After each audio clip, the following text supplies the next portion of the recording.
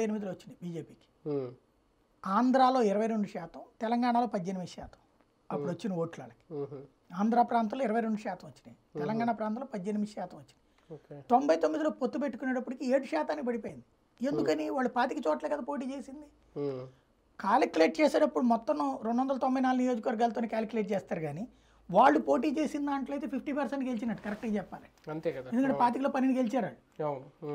అలాగే పార్లమెంట్ సభ్యులు కూడా వాళ్ళకి 6 గెలిచేశారు. ఆ లెక్క ఉండాలి కదా, అప్పుడు 99% ఉన్నట్టు.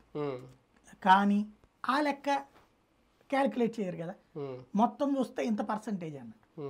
ఇప్పుడు అట్లాంటి సిచ్యుయేషన్ కాబట్టి చూడాలి ఏంటనేది.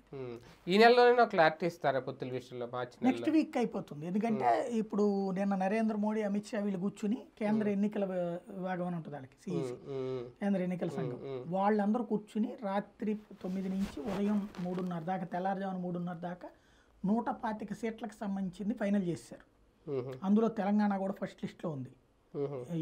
4 నుంచి 7 దాకా వాళ్ళది కూడా తేలుస్తున్నారు. అంటే ఇక్కడ కంప్లీట్ గా 25 స్థానాల్లో బరిలో దిగుతున్నారా? అది అక్కడది తేల్చారంటున్నా.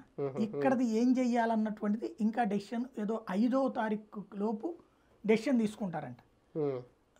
రెండిటికి ప్రిపేర్డ్గా ఉండండి అని చెప్పారు.